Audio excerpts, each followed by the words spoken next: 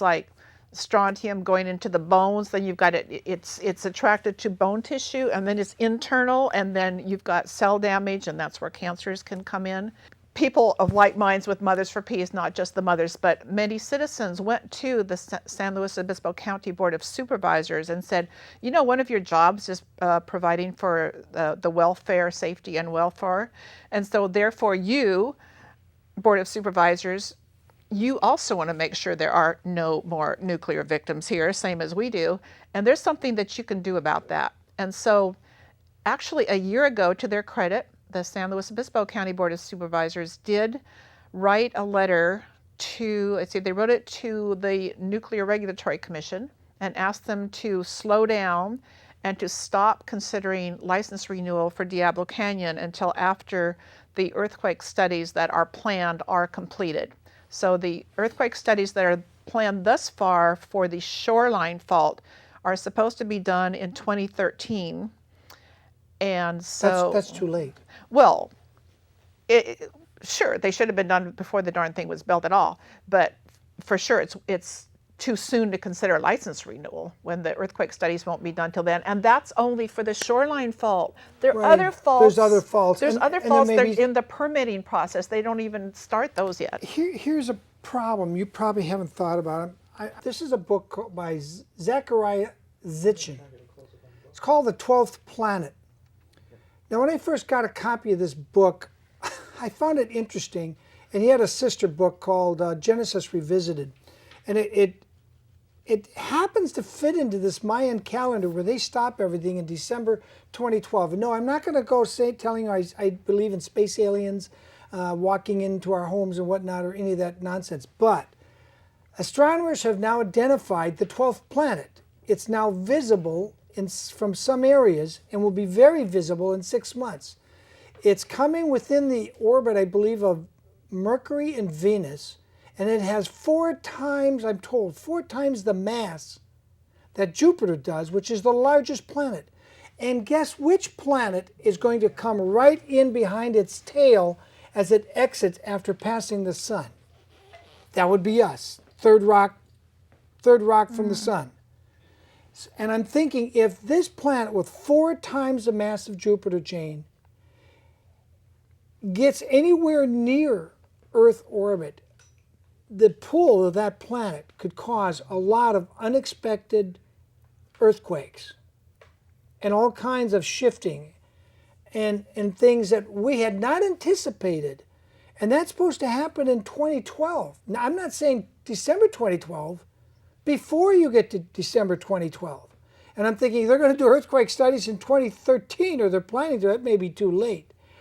I think immediately what your county, because we're in Santa Barbara County, you're doing the show, your county commissioners could order the plant, or they could try to order them, to separate those rods like they were supposed to be, a foot apart instead of millimeters apart. Number one, they could do that in a month or two. Dianne Feinstein, our state senator, Dianne Feinstein, has asked for exactly that to happen, that all nuclear power plants in the U.S. should be ordered by the Nuclear Regulatory Commission to get their rods spaced out further, which would mean taking some of the rods out of the liquid, the pools of water, and putting them in dry cask storage instead. You can't do that with fresh rods, fresh out of there, too hot.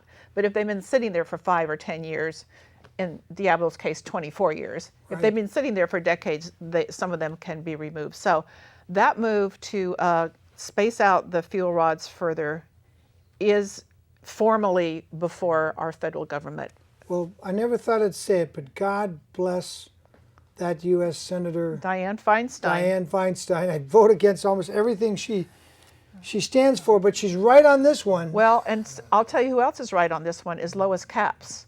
Our Lois Capps represents San Luis Obispo County and Santa Barbara County, I think all of it. But a string I'm of not it, sure. sort of a snake-like district, yes. She represents much of this area, including Santa Barbara. And Santa Maria. And Santa Maria in the House of Representatives. And she's taken a very strong stand about slowing down on license renewal for Diablo, a very, very strong stand. And I think we can expect more from her. Slowing isn't enough. They need to get those rods separated within the next few months. months. Well, they need to stop nuclear power. Well, they need to stop, but you know they're not going to do that because they don't have an energy source to replace it, but they could.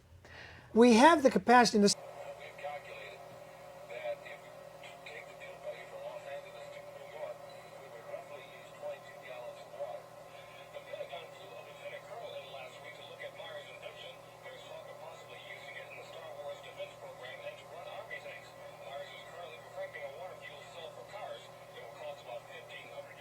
He says it won't need any maintenance, and you won't have to. Something I should mention, there's a new high-tech called magnetized gas with this hydrogen process, and I don't really understand it, and I've only seen a little information on it, but apparently that could supply energy needs. We really don't need nuclear anymore, so all we're doing is we're going to trade lives for stockholders' profits on an ancient technology that's based on what they knew in the early 60s or late 50s. And what we now know from Fukushima is Mother Nature can throw you that curveball and all your backup plans, all your safety measures are for nothing. And you've got dead people and more dead people and no way to clean up. I like the Central Coast of California. I think you do too, don't you, Jane?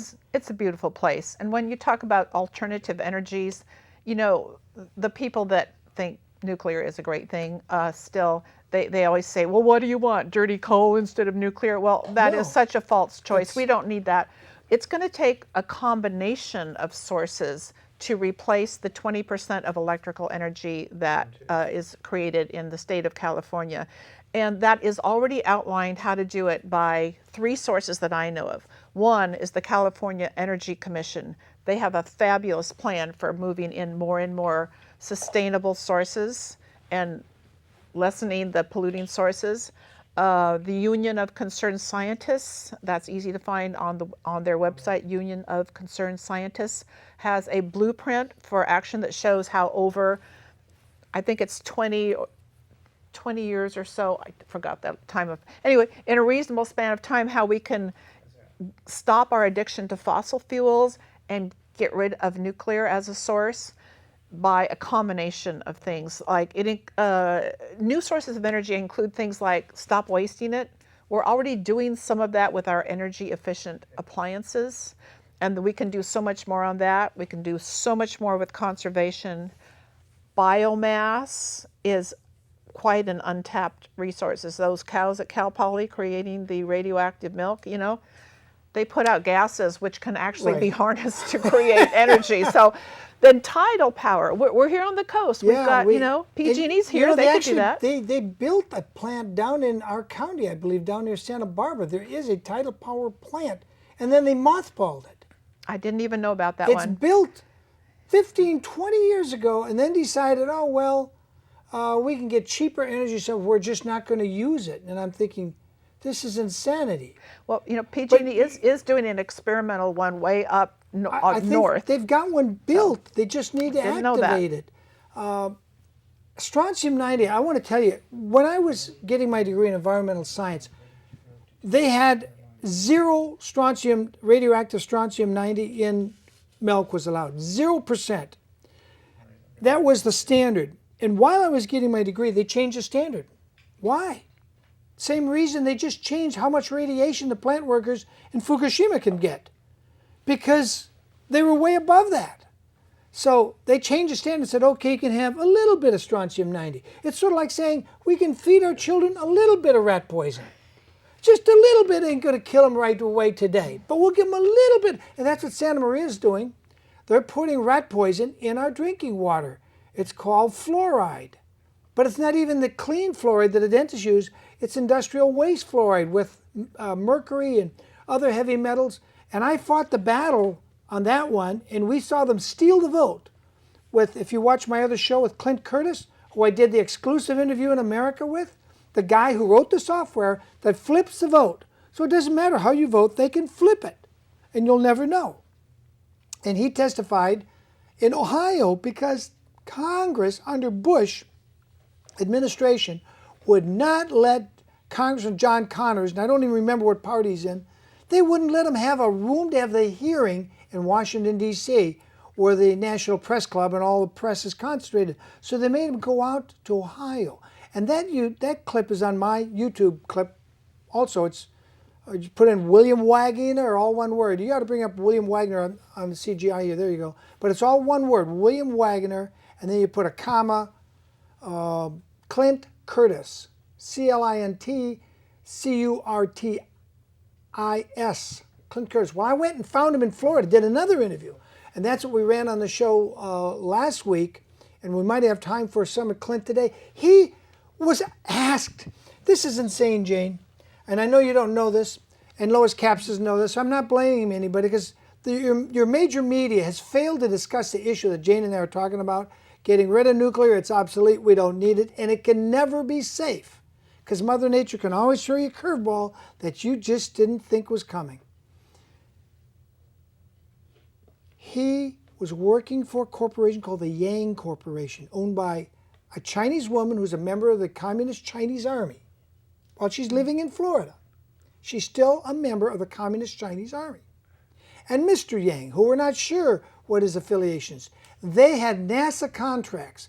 NASA contracts. One of their employees was caught by the FBI giving secret chips to the Chinese. He got a $50 fine for mislabeling. And that was the end of that. But Clint, one day he says, and this is in my interview, it's on my YouTube channel. Clint, one day, Mrs. Yang comes in with a corrupt politician, I don't remember if he's a Democrat or Republican, his name is Feeney. And Congressman Feeney of Florida walks in with Mrs. Yang, and they want him to write the software that'll flip the vote. So let's supposing 90% of you voted for Lois Capps, and only 10% of you voted for the Republican or an independent, they could flip the vote and it would show 90% voted for the independent and Lois Capps only got 10%. That's how they stole the election and put Floyd in Santa Maria about 2004, I think it was. And he said he was told to write the software so the vote would come out very close, like 50 to 49. And that's exactly what the Floyd vote turned out to be. Very, very close. And I put in a request to recount, and they said, put up $8,000 a day to pay the workers, and we'll do a recount of the whole county. I said, I don't want to recount the whole county. I just want the fluoride issue in Santa Maria. They wouldn't do that. And that was my big cue right there. I understood that the vote had been stolen and had been flipped. I didn't know about Clint Curtis at that time. But a year or so later, I discovered this YouTube clip. And what was interesting in that Ohio thing, Jane, is you can look at that clip and all you're seeing is the back of Mr. Curtis's head, and somebody's got a little handheld camera, a little amateur camera. And you can see on the left and you can see over on the right, great big media cameras, and they turn them down and shut them off when Curtis goes to speak and admits he wrote the software that steals our elections. And he did it for a communist Chinese corporation with NASA contracts. And my question is, what does our election voting have to do with a NASA contract? I see no relation here, but I see an opportunity. And this is guy on record now. And he was happy to come, and I kept saying, don't you think you should be arrested? You wrote the software that makes our democracy irrelevant. It's not a democracy. Anyway, I just had to get that in. And that strontium used to be 0%. Now they have to raise it to whatever it is, because otherwise they'd have to throw all the milk away. So we are being poisoned. We don't need nuclear, and we're insane if we don't close down Diablo.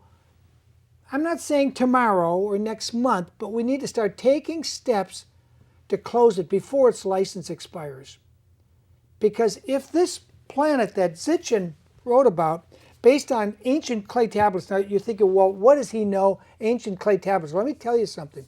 He wrote these books before our first, I think it was Surveyor satellite reached Uranus and Neptune. And based on the information in the clay tablets, he predicted they would find that these two giant planets way out there are spinning at an axis very different from all the other planets in our solar system. He predicted that based on this information in the book. Now he's saying there is a 12th planet. It's coming.